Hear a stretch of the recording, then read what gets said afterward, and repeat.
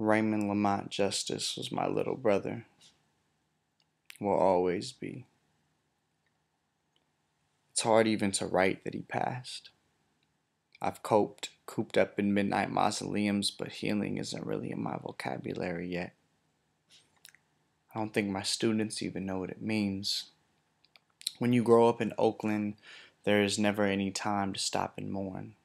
Suns are always sinking horizontal into the horizons of rolling hills.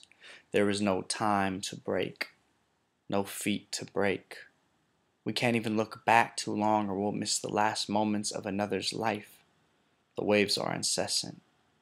We try to throw oars to those with fighting chances, but we're left to drag others from the river. On September 21st, we dragged Raymen from the river. He was so close to escaping the falls. He was so close to beating the odds. It caught me numb.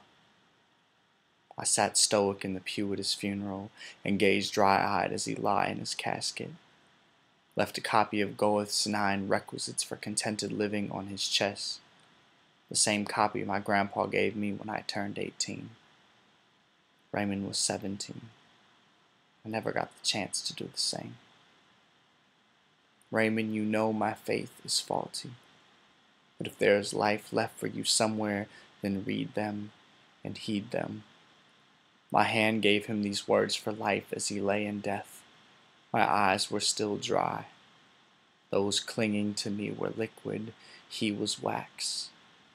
He wasn't supposed to be next, but he always said he would be. Somehow he knew. Perhaps he had come to peace with it, but I have not.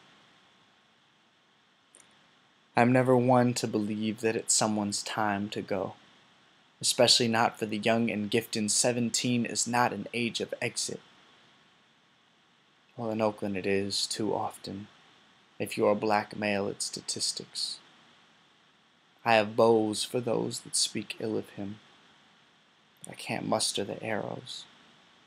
It's all too cyclical to bear, so I bottle it all up, crack the lid, like they did his, like the police haven't done the case, like they rarely do. I finally cried last night. I'm doing so again as I write this. I lost my little brother to shadows, those that maimed him and those that claimed him, the demons that let off the rounds that swallowed him and the ones that he wrestled with daily.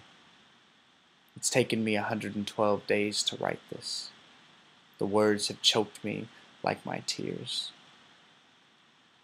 but now they tumble in tandem. I refuse to write Raymen an angelic soliloquy, and I refuse to remember him as an aimless renegade. Neither defined him, neither do him justice. Both are too simple.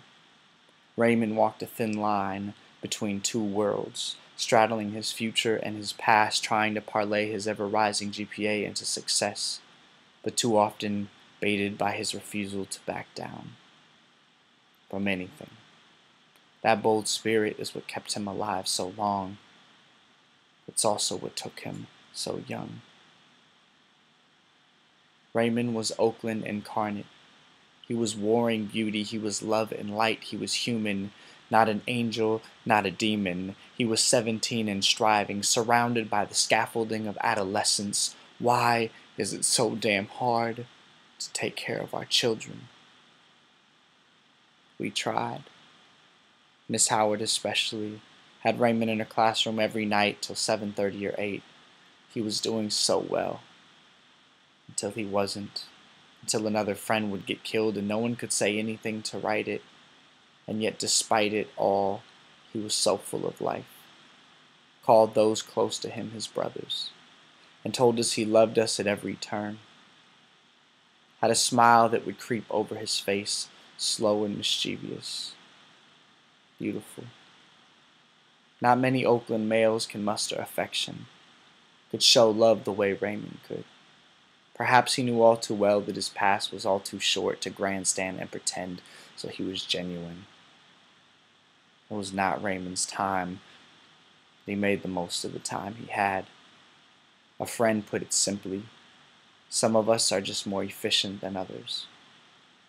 Let us all be so efficient with the time we have, so open with the limbs we hold, and let us all be so quick to say, I love you. I love you, Raymen. We all do, and always will. And until we meet again, you are with me, little brother.